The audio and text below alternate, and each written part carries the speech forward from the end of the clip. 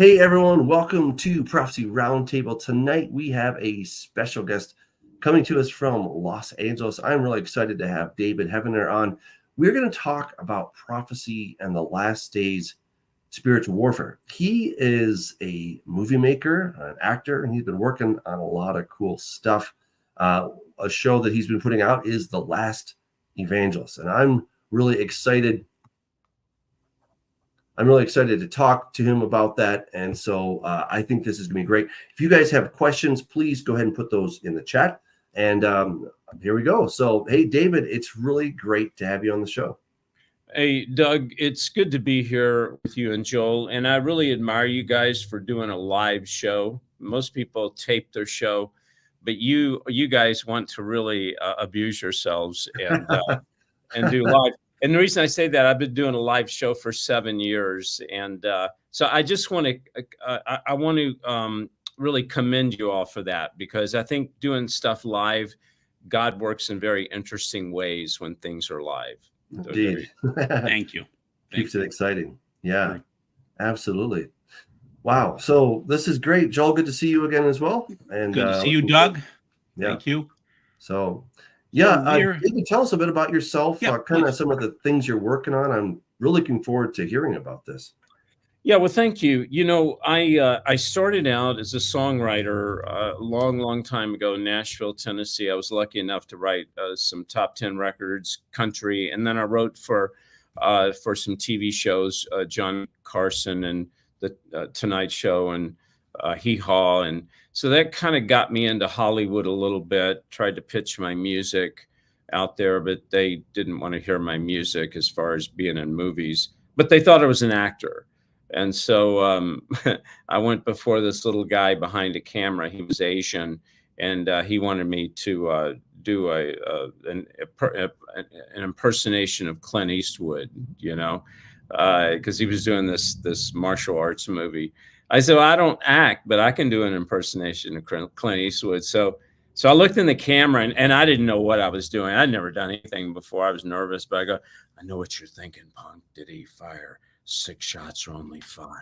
Go ahead and make my day. That's cool. And so I got the lead role, and but I couldn't act, and it was a martial arts movie, and I couldn't even dance. But God has a sense of humor. So, you know, some 50 movies later, a lot of them for HBO and Showtime and so forth, I was able to write, direct, star, and produce with some people I really loved. They're gone now, but they were from the golden years of Hollywood: Tony Curtis, Martin Landau, Ernest Borgnine.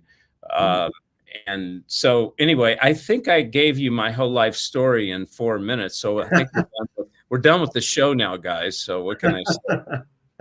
Well, I'm excited. You know, when Joel said that he was able to get you on the show, I was really excited because I think we have a lot of overlap.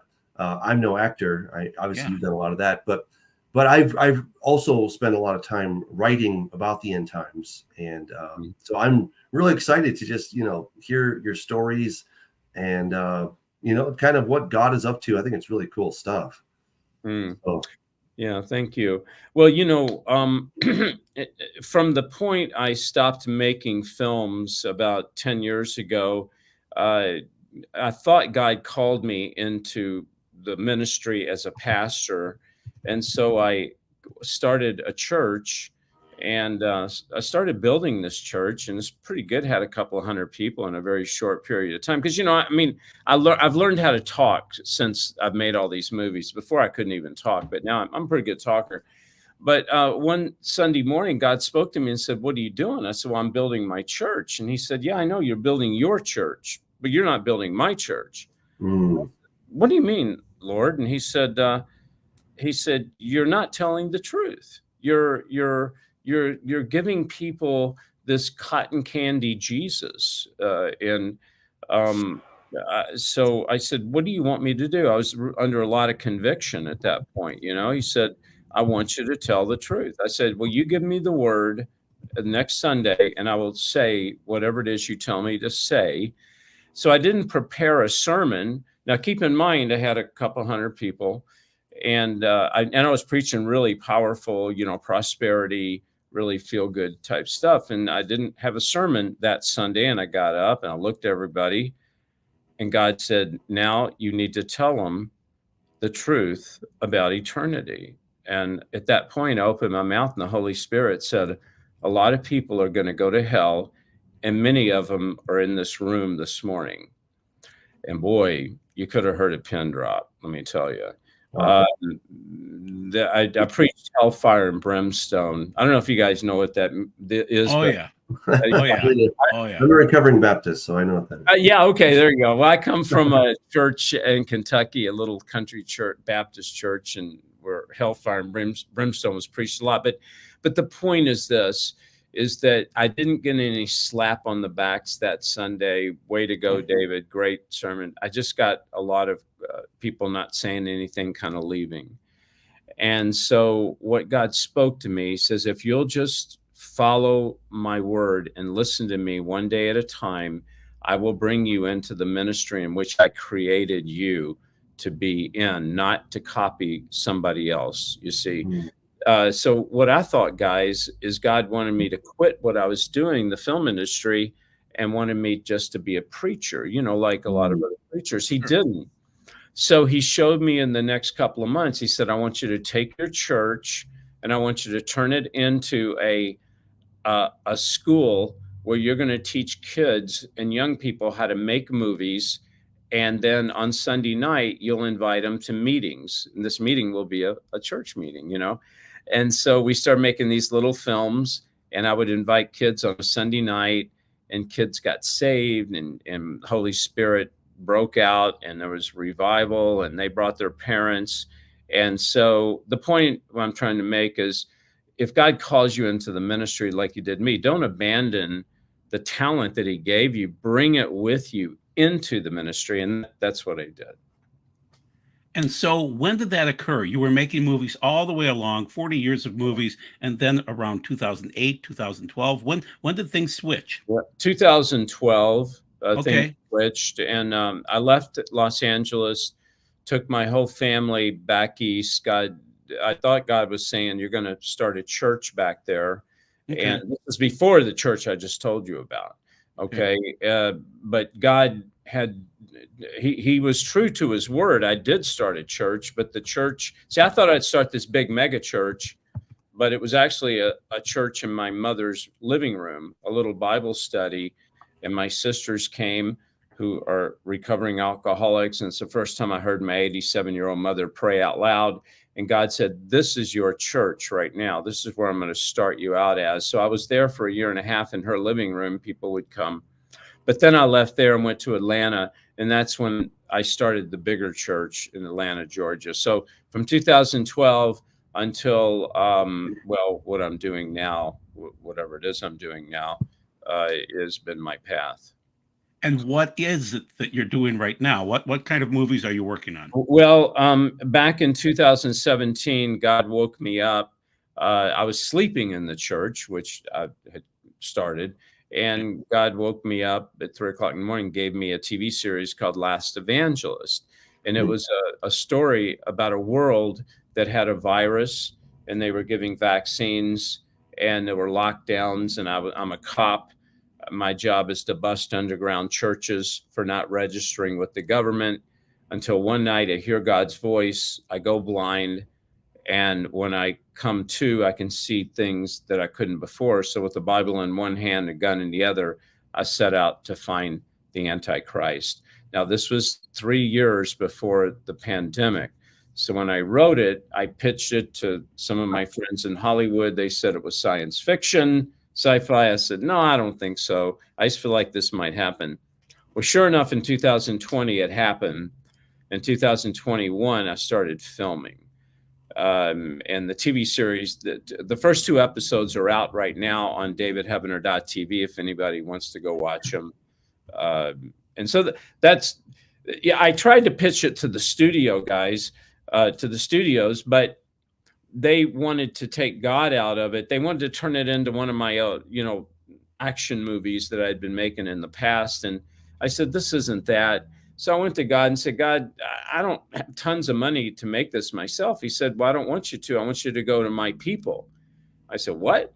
He said, go to my people. They will support it. They will fund it. So I started a website called lastevangelist.com, and people can go there if they want to donate. And people donated $1, $5, $10, $20. We had enough money to shoot it. And so now we're winning festivals. It's out, and we're going to continue shooting. So it's very humble and very, you might say, quaint, but it's doing the job in the way that I believe God wants it to be done right now. And what festival was that, David, that you just won? Well, let's see, won the New York International Film Festival 2 months ago, won the Faith and Family Film Festival, just won the Content 24 Film Festival. Now, tomorrow, I'm at the, it's called the Great Lakes Christian Film Festival. So it's going to be playing there. We're up for an award, and I'll be teaching an acting class there.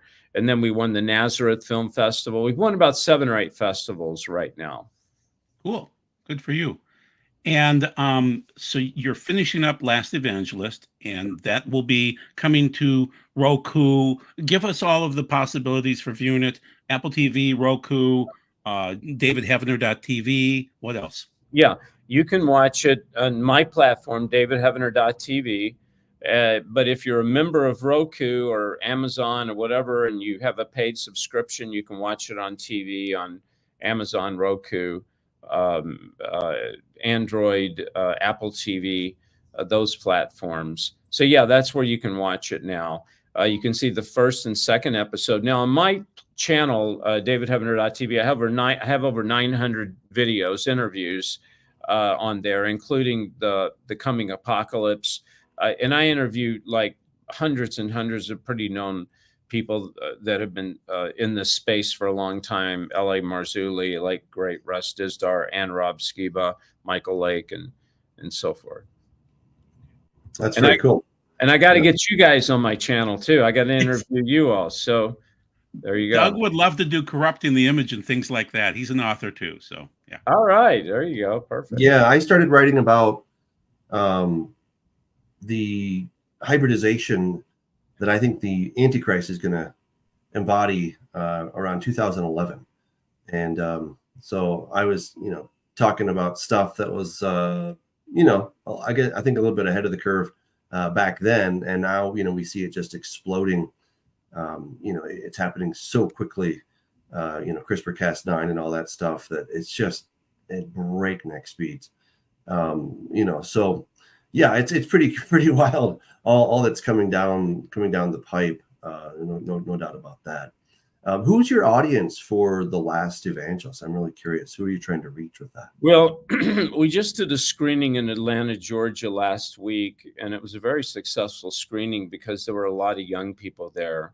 It was about 10% young people, young meaning under 15 years old. I'm hoping we can reach a young audience, and that's what I'm striving for. Right now, it's anywhere between 25 and 55, audience, a little bit younger than my audience that watches my live show and normally would sign up for membership on David Heavener TV. I find that the Last Evangelist audience is a little bit younger, a little bit different demographics, a little bit more male, because my demographics on my live show and on my uploads and stuff in David Heavener TV is probably about 70% female and 30% male, age 35 to 70, Wow. But Last Evangelist is more male and also a younger audience. That's cool. That's very cool. And kind of what's the main premise? I mean, you said that, that there's a virus. Is this essentially the mark of the beast, or what are you trying to, what's the underlying message is what I'm asking? Yeah, that's a really good question. The premise is about a guy, me, who thought he knew God. In the world of Last Evangelist, most everyone is religious, that they stand on some kind of religion. You're kind of born into it, or it's a symbol of sorts, and nothing to be ashamed of, because you can pretty much do anything and get away with it, right? There's no condemnation, because there's probably no real God. But I'm discovering that that's not the real God. That's religion. And I'm seeing now how the government is manipulating, using religion to control the people. So it's a journey of my character through these different situations. And what are they? One is the lockdown, the virus, the mandatory vaccines. We call it the insertion. And I'm seeing all this. And that's when I break away from the police force, run away, become rogue, Bible in one hand, a gun in the other. I go out to find out what's really going on here. So what the journeys that I go through is a transformational Bible, a government Bible. They've rewritten it. They've outlawed the King James. Also, episode 3 deals with AI, artificial intelligence, how they're really using it. And so I'm uncovering all these things, but it's not so far out in outer space that you're going, oh, this is X-Files. I can't really relate to this. It ties into everything that's going on now. Just like, I don't want to give the story away, but missing children. You ever wonder where a lot of these children, where they go? They never show up again. They're gone. I mean, that's reality. That's not some sci-fi thing. Well, one of the episodes dives into that from the spiritual aspect. So people that don't necessarily go to church or say they're a Christian, they're still going to be interested because of the plot that you're unraveling. That's very cool. They can relate to. Yeah.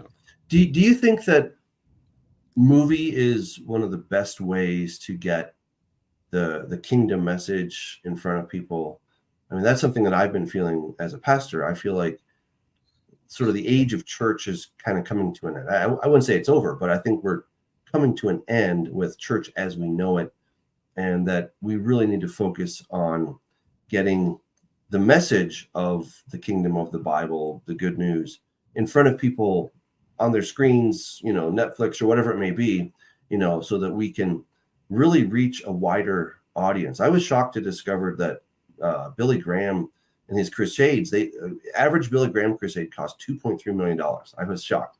I was like, wow, and it's not that I don't think that it was money wasted, but I think it's a huge investment, and I think if we were to invest that kind of money in projects that would really get the message in front of, hundreds of thousands, potentially millions of people, I really think that we could make a tremendous impact for the kingdom. So I'm really curious on your thoughts on that. Yeah. Oh, wow, man, you just opened up like 5 cans of worms. I'm trying to think about which worms to go into first. I have to say a couple things, and I hope that I don't offend anybody. I don't think I'm going to offend you guys, but I'm not a believer in Christian television. I don't like the model of pay to play. The reason is it opens it up to too much corruption, which it is corrupted, most of it. Because you have a mega church that collects millions so they can put this mega pastor, Six Flags Over Jesus pastor, on television, spewing out a prosperity gospel, and people start listening and brainwashes in it. So that system, I think, is going to go by the wayside as people die off who watch it, and the younger people are going to go, nah, I'm not interested in that. It's too hokey, whatever. So that part of entertainment, if you want to call it that, I think is dying off. Doug, you mentioned the end of the age of the church. I agree.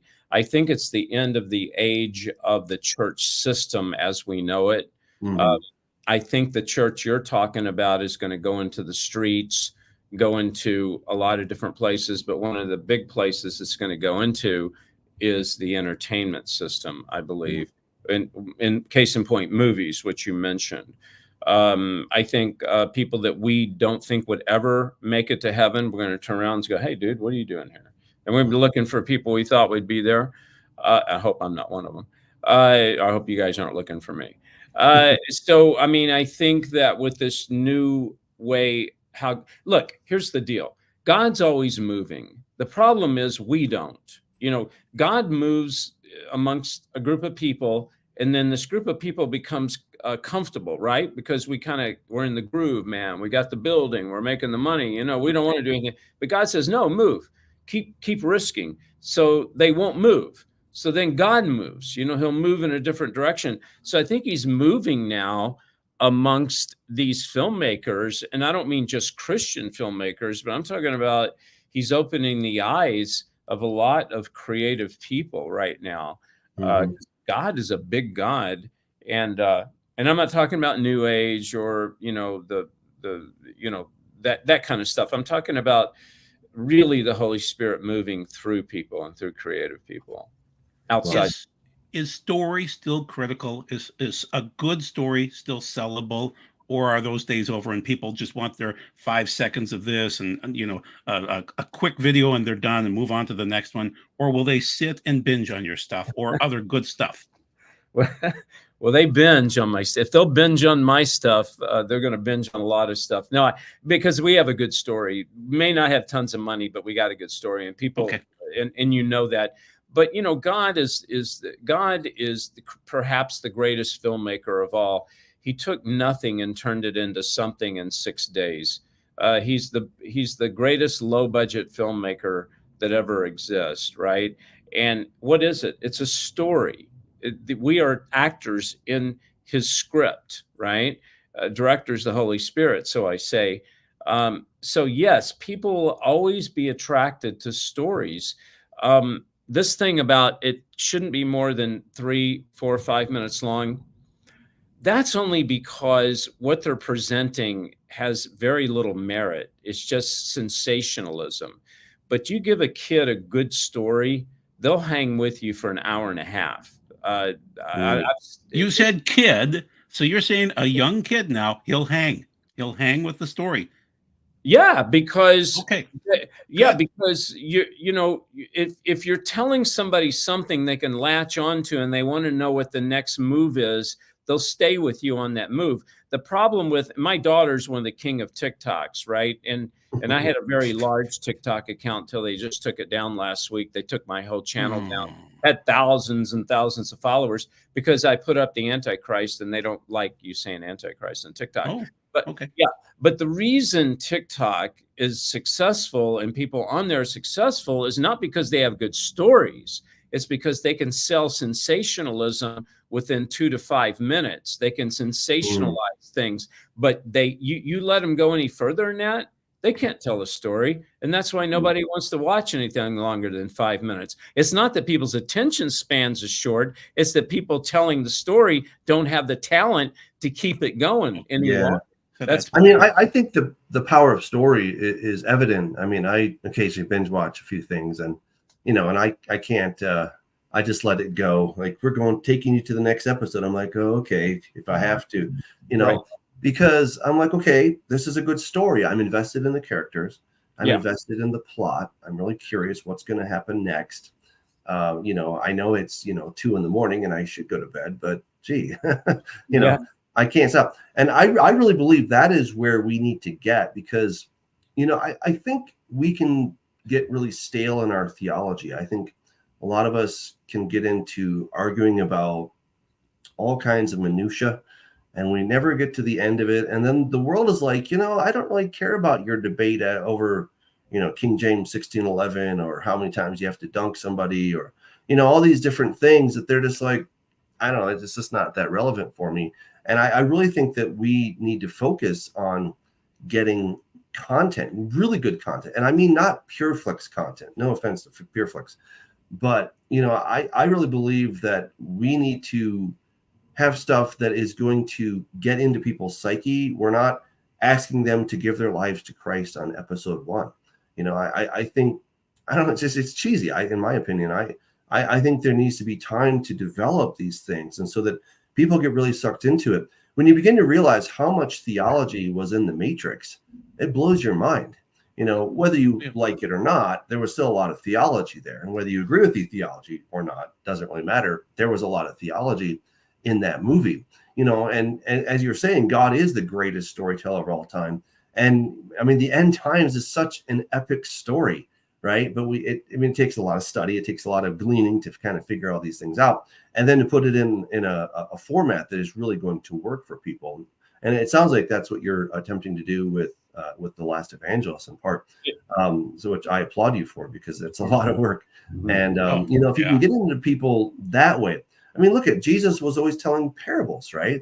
Yeah. You know, and I'm kind of like, just give me the facts, Lord. And he's like, yeah, let's talk about the Good Samaritan, you know, because Right. when you see it illustrated, that is when it really comes to life, you know. And I think he did that very much on purpose, and I think that's why story is more powerful than theology, because in theology we can argue all day long about, you know, Paul this, Peter that, but the Good Samaritan, I mean, how can you argue about that story? I mean, it's just right there in front of you, and there's so many different things that you can glean from it. And that's what I see when it comes to the power of media.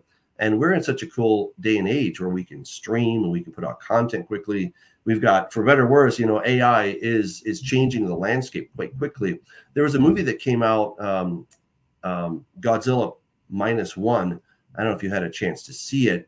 I'm not really a Godzilla fan necessarily, but I was so intrigued because this one was made for $15 million, and it didn't look cheap at all. It looked like really, really big budget, you know. And you know, while Joker, what is it, Julie or Adieu or whatever it's called, is bombing at the box office, and they spent $200 million on this thing, and it's just a total bomb. You know, Godzilla -1 was 15 million by contrast, and it was a great story, you know, and the special effects were awesome, and it looked top notch. It looked really like an expensive movie, you know. So I think we're in a really sweet spot when it comes to being able to get the message out in such a way that we can get this content in front of people. You know, you still got to write a good story. There's no shortcut for that. But, you know, if we have the right people that know what they're doing, you know, and I think this is an amazing opportunity for people to start getting involved. I mean, we don't want everybody and his brother showing up to help us to make a movie, right? But we need quality people that, you know, that actually know how to make a movie, and that like this can be something that you can really, you know, volunteer your time or get paid or however it works. But, you know, this can be something that is really building the kingdom in a very unique way. You don't necessarily have to become a missionary in, you know, in Africa anymore. We have the power of media, and I'm just terribly excited about it. Yeah, one of the best screenings of Last Evangelist we had was last year. I screened it out there with people I knew, some I didn't know, but there was a lot of people, a room full of atheists and Jews and Muslims and Hindus and just, you know, all kinds of stuff. And so I thought this is going to be interesting to see the response, you know. Some of them knew my work. And afterwards, they came up to me and said, David, this is the best thing you've ever done, number one. Number two is we really found it intriguing, the God you were talking about. They said, the God you were talking about. So I found that to be very complimentary. Okay. And they said, we may not agree with you spiritually on everything, but we agree in the fact that there's a dark force trying to come against us, trying to take away our freedom, trying to encroach upon our mind. You see what I'm saying? So stories are universal. Stories are universal. And if you can tell a story and let the Holy Spirit move through that story instead of trying to control it. See, this is the problem with, you know, people that make Christian movies. I watch them and I go, oh my gosh, you know, I just cringy. somebody drive a nail in my skull. You know, and I'm not putting them down and whatever, but people set out to make a Christian movie. There's no such thing as a Christian movie. There's a thing, you know, there's a movies of faith. But if you talk about Christian movie, that means you've locked yourself in the confines of a certain kind of belief. And even in that belief, people are so confused and fickle. So how do you know what you're doing there either? You see what I'm saying? Oh, yeah, I sure do. Because the Christian community is the most divided, fickle, confused, and angry sector of spirituality that I've ever seen in my life. You know, I mean, I can talk to I mean, I'm sorry, but I've got Muslim friends, and they all either will pray or not pray, or but they're not going to sit and argue with each other. You know, it's just not in the DNA. They got too much stuff going on.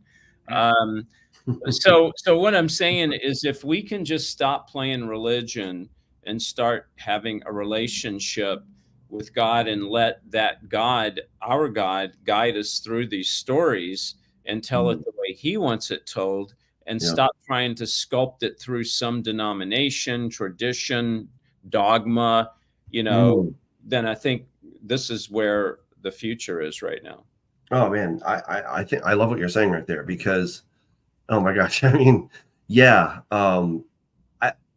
boy. What about AI and filmmaking and stories? You know, can AI work together with a good story, or does AI kind of take over, kind of like the action films that you used to make? You know, I mean, that was the genre. Is AI just going to force itself on the story? When you say AI, we've been using AI in the film industry, people don't understand, for over 30 years. CGI, computer generated effects. It's like anything else, like a gun. It can be used for good, it can be used for bad, depending on who's operating it. We have a situation. Well, Last Evangelist episode 3, I'll show you what we did, or I'll tell you what we did. The last half of the episode was nothing but a big green screen, and it's me in front of the green screen with different kinds of looks and saying certain words and walking and stepping backwards. And they're going to use all this as AI to create this ending of the episode, right? This artificial intelligence. And that's for a good thing. Okay, that's a good thing, because now I can be off doing the other stuff that I'm doing, getting episode 4, 5, and 6 ready, while I'm not on the stage. 2 weeks of shooting, we did it all in one day. So it can be a good thing. It can be used as a good thing. The bad thing is, this is the bad thing, and this is what concerns me, is that they can take my image as John Rhodes, which is the character, and they can manipulate it and have me say anything that they want me to say, because now they have my face, they've got my movements, they have me say about 500 words, and they can take okay, here's the bad thing. One day they could take you guys, Joel and Doug, and they could AI you and create a new you and have you come on and actually denounce Christ. Do you see what I'm saying? Yeah. And it's not you, and there's nothing you can do about it, because you're locked away somewhere or you're censored somewhere. That's the bad side of it. That's the bad side of it. Yeah. True. We've got thousands of hours of content out there for them to just piecemeal through. And I get where you're going. Yeah. Well, exactly. That day is probably coming, but in the meantime, we'll have to make some great content so that we can, get some good stuff out there. Oh man, that's exciting. That's really, really cool. Doug, are you able to show the promo video? Were you able to pop that into a window? No, but I did. Okay. I put his everybody. I put the website there in the chat. So go ahead and check that out. Definitely check that out. It's pretty cool stuff. So tell us a little bit more about The Last Evangelist. Obviously, he's the last evangelist. So there's some eschatology in there, maybe some prophecy, things like that. Without giving away the whole storyline, what makes him the last one? I always tell people, everyone is someone's last evangelist. This guy he's not a Christian as you would call him, or I would, but he's seeking the truth, and he's hearing God's voice, and he's seeing things he doesn't understand. He's hearing things that he's trying to figure out. So as things unfold, we see that he discovers certain truths. Okay. And when he does, he's a messenger. He'll bring information to people. And that's why he's called the last evangelist, kind of like the Lone Ranger, So that's why they call him The Last Evangelist. There we go. Interesting. And by the way, if people want Last Evangelist shirts or Legalize Jesus shirts, they can go to davidheavener.tv/order. That's cool. And then the other video that you're working on, which is The Coming Apocalypse, where you interview so many popular people, but no Doug Hampen there. It's amazing, guys. Doug and David have never met over the years, and they've worked with the same people all these years. So this is shocking for me. Well, it's nice meeting you, Doug and Joe. Yeah. Yeah. So what about The Coming Apocalypse? What prompted you to make that movie? Well, Documentary. it's a series documentary. When I finished episode 2, which deals with we're on YouTube, right? Right. Yeah. Okay, so I got to be careful because I was just kicked off 2 weeks ago. I'm just back on now, so I'll be careful. It deals with the insertion, which they call the virus, and the vaccine, and it gets really deep.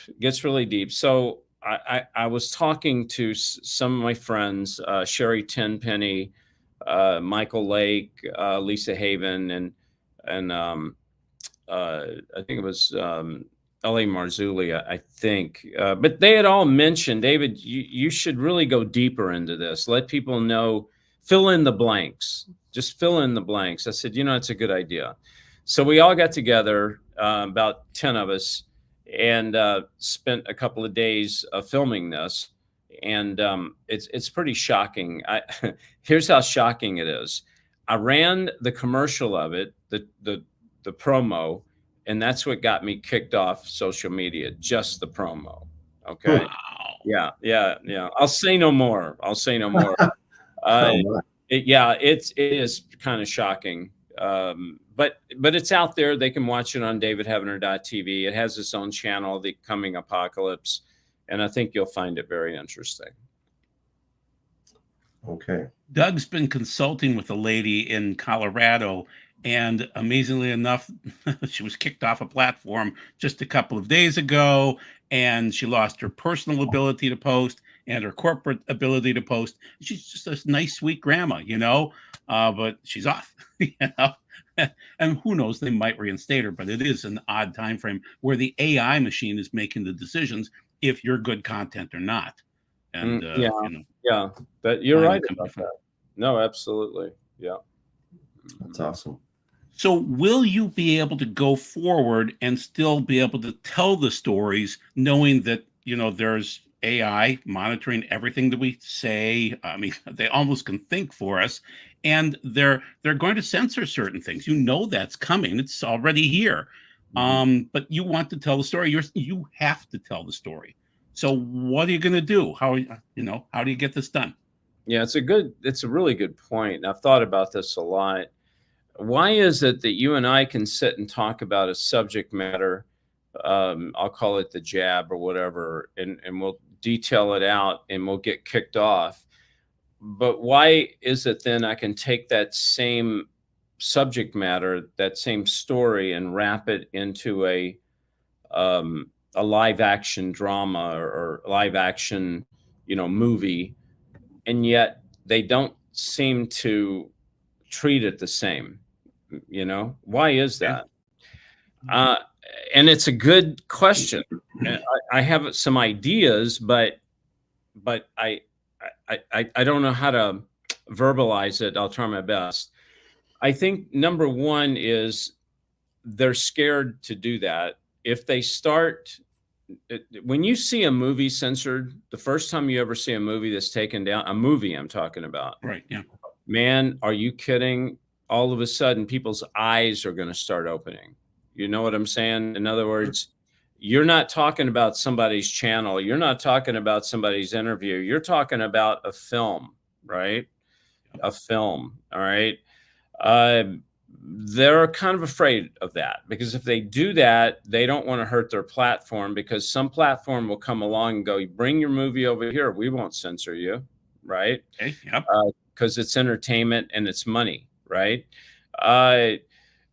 Number two is, I don't know about the algorithms. I'm not sure if they can understand that yet. It may not, they may not be sophisticated enough. I can't really tell you what I'm thinking in my head. I just know what I'm thinking. When you've got someone doing a scene, you got music playing, you've got all this stuff going on. I'm not sure the algorithms can pick up on it like you and I talking on a talk show or something. I can't guarantee it. I just got this gut feeling they can't right now. They're not sophisticated. I mean, it's not that they're not sophisticated. I don't think they spent time on sophisticating it because they don't want to take down movies. If they start taking down movies, they're going to start hurting themselves. Think about it. Censoring a movie? I mean, what would you do if a movie was censored and it was telling the truth? You'd run out and try to watch it, right? Right. Yeah. Well, they know there's some other platform somewhere that's going to bring that movie on and charge for it. And all of a sudden, if they start censoring movies, all of a sudden there's 200 movies on Doug and Joel's platform. And Doug and Joel is charging, $50 a month to come watch all these censored movies. These channels, these social media companies can't handle that. They would be losing too much revenue. If that makes any sense at all. Okay. So there's a future for people like you and us. Doug's doing content too, in terms of movie type content. And I'm more writing just the book, but I'm going fiction just because I know that if things are moving so much faster, I can't tell it in nonfiction anymore. It just doesn't work. It has to be fiction. You kind of sense that too, right, David? Yeah, exactly. I spent time in Czech Republic, over in Czechoslovakia, at the studios there where they made the propaganda movies for Hitler in World War, with the Germans, excuse me. And I saw how they did it, and I was actually in the studio they did it with. And these propaganda movies were actually telling people that the Jews were bad and the Germans were the number one race and all that. But what that happened is it backfired on them, because what happened is somebody came in, used the same studio to do propaganda and do movies against Hitler, okay? And the reason is it's the power of storytelling. It was the power of movies that helped Hitler get into power, and it was the power of movies that actually brought him down. A lot of people don't know that. I could do a movie on that, but the filmmakers behind it, I know about Lonnie Riefenstahl, working with that guy. And I can't even say his name anymore because I've been struck on another platform for just stating that particular name. The guy from World War II. You need to really be careful. But the power of movies and stories are so powerful that it can bring kingdoms into power, and it can bring kingdoms down. You know what I'm saying? I'm really excited about that, and that's what I get really excited, because I think that we can cut through a lot of the particular theologies, and our doctrine, our church doctrine is this, and somebody else's. That's the nice thing about story; it's very universal. Right. We're not. And here's the thing. And this is where I think the Christian, the kind of the pure flicks, as I call them, movies are a bit cringy, because they're spelling everything out for you. Right. Yeah. And a really good story leaves some mystery, some suspense for the audience to figure it out. Right. I mean, the same thing with the Good Samaritan. Right. I mean, it doesn't spell out everything for you. Right, but you have to do a little bit of digging, a little bit of understanding the historical context and the tension between these two groups. Right, so Jesus didn't spell everything out, and I think that's what we need to do in these last days. And so I'm very excited about the power of media to get the kingdom message out, and that's where I was saying, again, I think that obviously God's church, or his congregation will go on. Like, nothing can stop that. But insofar as sort of the Americana church experience, I think that may be coming to an end, at least as we know it. And I think it's good. I think we need to shift and get the content, get the message out in front of people. But here's what happened. And this was a John Irwin and his brother. They made a really cool thing called "This Is Our Time," and they were kind of looking at, you know, like, where did all the people go that are no longer in church? He's like, well, it's an exact match. They're all in theaters, right? And so he talks about how this is our time, and he says, look, you know, we need to get really good content in front of people in the theaters. Like, that is where we're going to get the message to them. And I 100% agree. And what we were talking about earlier, that we're not trying to make Christian movies, you know, so I like to call it the kingdom message, okay, instead of the gospel, or, you know, Jesus, or come to Jesus. Like, I remember when I was watching Left Behind years ago, and I don't know if it was like the second or third scene, and there Kirk Cameron has already given his heart to Jesus, and I'm like, okay, I mean, all right, you know, I get it, but who's our audience, right? Like, that's clearly already a Christian audience, right? And there are billions of people that have never heard of Jesus, even people right here in America. Maybe they've heard of him sort of in a cultural context, or they've kind of heard of baby Jesus and Christmas, but they don't really know anything about Jesus. And I think if we can take what's in the Bible. Yeah, we need to sort of chew it, regurgitate it, and spit it out for them so that it's easy and palpable, right? But I also think that we can put in so-called Easter eggs. I'm glad Scott isn't here because I just said the word Easter. But putting in Easter eggs in movies, like, that's what you do. Again, going back to the to the Matrix, excuse me.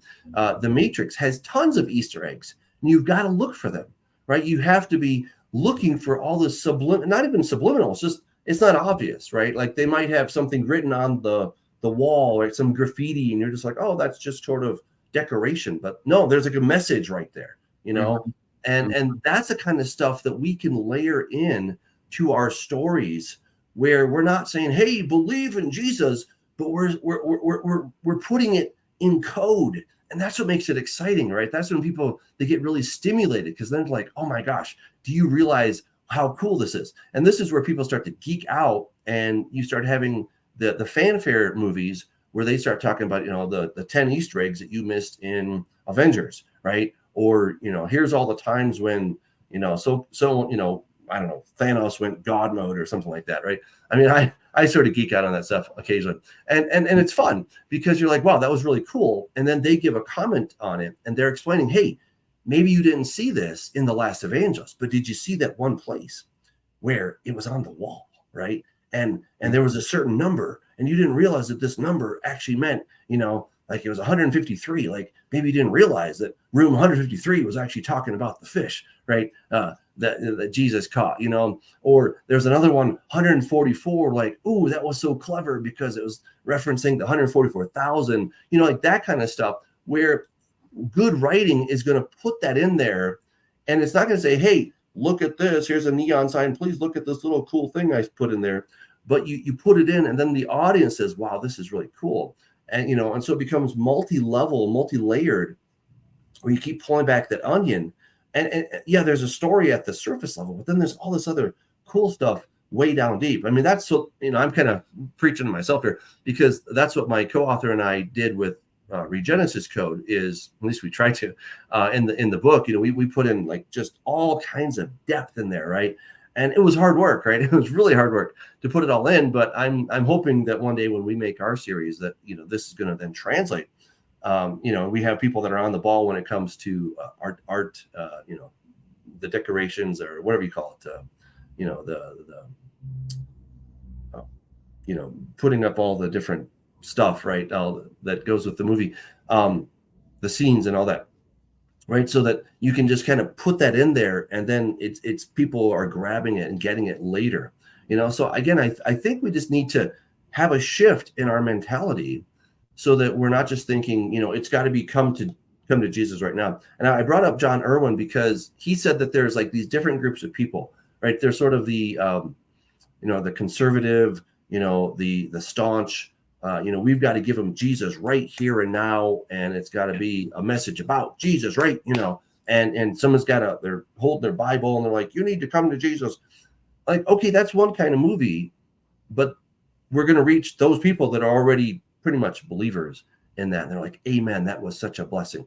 And I think that we need to create these kind of movies that are not Christian on the surface. They're not even religious on the surface. But as you get sucked into it, right, you're like, man, these characters are really cool. I want to find out what's going to happen in The Last Evangelist, because I don't care if it's Christian or not, or I don't care, but it's a great story. And I get sucked in. And at the end, they get drawn into it, and they almost want, well, hopefully, if you did your job right, they want the protagonist to come to that meet Jesus moment, right?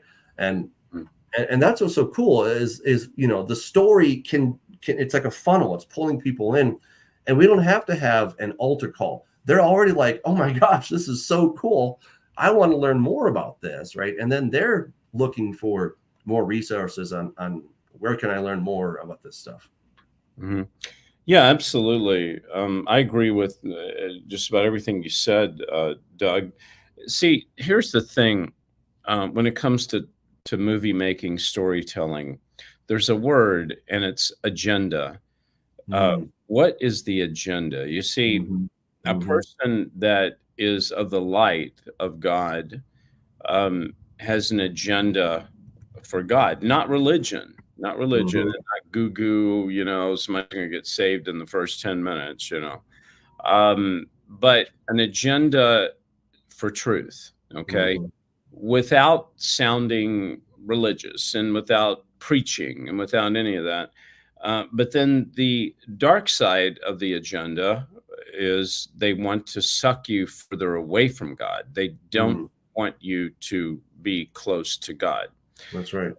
So if I'm watching, I agree with you on the flicks. You mentioned the flicks about 4 or 5 times, and I'm not an advocate of that flicks because I don't like preaching to the choir, and they've turned that into a business model, which I don't agree with. But going with Netflix, and they sure do have some shows from the pits of hell on there, but they also have some really good shows. So you have to pick and choose, and you've got to be very discerning. But I can watch one TV series and I can tell you the first episode what their agenda is. Are they to draw me further away from God, or are they wanting to tell the story, and because God is within the parameters of it, they're going to take me closer to a truth, to a rude awakening that's going to be of a positive outcome, right? A perfect example, I like the show Manifest. I don't know if you saw the series Manifest. Great show. Blacklist. Very good TV series. I'm taking notes. Okay, sure. Well, I watch a lot of series because that's what I do, and now I'm watching a couple of series that, to be honest with you, I feel like going off and committing suicide every time I watch one of the episodes, because they commit suicide, and it's, so here's the thing that we as Christians, and I'll say this to the audience out there, you cannot be brain dead and just sit there and watch anything and everything and not be held accountable. We have to be careful what goes into our brain, So what seems to be a good story, you've got to be careful, because within that good story could come some really, really dark, not good stuff. You can have a good story, but it's filled with nudity. And at the end of that good story, you start lusting after women, or women after guys, or whatever, because they filled your mind with the stuff. So we have to be careful with that too. So I just wanted to add that on there, because we've been talking about stories of what is the agenda behind these stories. It's either for God, or they want to pull you further away from God. Yeah, that's well said. So the old-fashioned David Heavener would make these action movies. They were action-packed, they were thrillers and everything like that. And when I watched the Left Behind series, it was boring. They would stand around for 5 minutes and pray and just do nothing. And so I'm wondering, can the old David Heavener bring that forward and add something about the end times and make it an action thriller? Is that even possible, Dave? It is, and that's what I'm going to do, Joel. I'm going to start that up in February of 2025. where I'm going to bring action back. I'm going to start doing my action movies, but I'm going Cool. to put the end times with not a religious message at all. No, Uh, don't. but it'll be enough for people to see. So that's I'm glad you brought that up, because I am going to Okay. do that. You know, Well, a I was lot kind of of curious about that because that's your genre. yeah, if you watch a lot of my old movies like Prime Target, Eye of the Stranger with Martin Landau, and some of my HBO stuff, most of the time, except for, you know, a little bit of nudity and just a very little bit of bad language, not a lot, it had a better story about God than some of the stuff you watch on the flicks you were talking about. Mm. Because people who don't go to church would watch it and get something out of it. What it was about the bad guy coming against good people, and a hero arises who you don't think is going to make it, but he does, right? Little David with the sling, Goliath. Sure. You know, it's that same story. People like that Like overcomer type thing, you know. But this time I'm going to do it, of course, without the bad language and without the, you know, beautiful blonde in the shower and all that. I'm going to do it with you because you don't need it. You don't need it. No, you don't. But yet I want it to be compelling, and I want people to walk away and go, man, this could be true, couldn't it? Or at least start talking about it. You see, start having a conversation with their wife. Creating the conversation, right? Yeah. Because you know, we can lead people, or lead people to water. We can't make them drink, right? I think when it comes to God and the gospel, like, we can present, but we can't convert anybody. You know, people have to convert themselves, and I think that is really the power of story, is that, you know, say, hey, look, check this out. Do you see what's happening here, right? And then people are like, wow, okay, I get that, you know. And so I think it's awesome. You know, I think, you know, especially with the end times. I mean, I kind of really geek out on the book of Revelation and all the end time stuff in the Bible, because it's so rich, right? It is so rich. And then you start digging into ancient history and you're like, oh my goodness, this is crazy stuff. Yeah. I mean, the monsters that are supposed to come out of the abyss are pretty wild. And, you know, like, you know, you're not going to try that, David, are you? You're not going to go Revelation 9, are you? Well, I mean, you're going to have a budget for that, right? Right. That's huge. I don't think right now that's not my battlefield. Okay. Leave that for the you know, for the guys that have the $100 million right. You know, budgets. But to your point, it doesn't have to be the beast arising or anything like that. It could be something as simple as a wife asking the husband, honey, I thought I saw something and I want to talk to you about it. And the husband says, what did you see, honey? Well, I really believe I saw, you know, I watched this thing on TV. They were talking about the Nephilim. They were talking about this show. And honey, I think I just saw something. Oh, you're dreaming. You're watching too much of that stuff. Would you stop it? You know, so you start having these conversations about things, or you start talking about the mark of the beast, how it might play out. And the wife sits and has a conversation to her husband. Well, there's no action in that, but there's a lot of intensity, you know, because people can relate to. I got a husband. I'm sitting here at dinner and we're talking about the mark of the beast, like it can happen tomorrow because this thing's happening. And, you know, the book of Revelation type thing, you know. So you can do stuff like that. And it doesn't take a lot of money. You know, it just takes a story, basically. You know, that's very and you'll cool. put some action in that and try to get the kids involved and things like that. Kids like their action, you know that. well, they do if the action is not insulting. Okay. You see, kids are so used to video games because the action takes place of the good story. But I'm telling you, kids will sit and listen to a good story, and you don't have to pick up a gun, and you don't have to shoot anybody, and you don't have to run down the street. They will listen if it's a good story, if it goes line after line after line. Case in point, when your kid is growing up, what do? You pull out a book and you read the story to them, and they're sit there. You know, my daughter would come up and hand me the book and want me to read that same book. I must have read that book 1,000 times to my daughter, right? Don't change. They just get older. They just want better stories they can relate to. So, I'm on, here's the bandwagon I'm on. Yes, I'm going to make action. Yes, I'm going to do all that, but I'm on this bandwagon. If you have a really good story that you're telling, a Gen Z, a group of Gen Zs will sit there and listen to you for an hour and a half if your story is compelling. Yeah. I can prove it because when I speak in high schools, I speak to Gen Zs. My son's a Gen Z, and I'll speak for an hour, and those kids will be glued on me like you will not believe. And when it's over, they'll sit there and ask question after question after question. Why? Because I'm telling a compelling story, something they can relate to, something that they want to hear. We've all been to that movie where the special effects were really cool, but the story was terrible, right? Right. I've come out, I'm like, man, the effects were cool, but the story was just garbage, you know? Right. And so there's no substitute for having a good story, you know? Yeah, if you got great effects, awesome. But you have to have that foundation of a good story. Well, David, thank you. You have blessed us. This has been awesome. Thank you for coming on the show, for sharing what you're doing. Again, everyone, I put the link in the chat, but you can go to davidheavener.tv and you can check out The Last Evangelist and other things that he has there on his website. So davidheavener.tv. Make sure to check that out.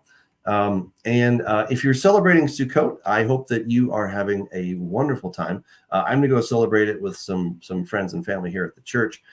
So this has been fantastic, guys. Hey, stay in the word. God is awesome. Okay, let's be praying about how God might use us to get that kingdom message out in different ways, you know, ways we haven't maybe thought of before, right? And it's really exciting. We don't necessarily have to trek through deep, dark jungles like we used to. It's still an option, but there's still a lot of people that have never heard the good news. They've never heard the kingdom message about Jesus.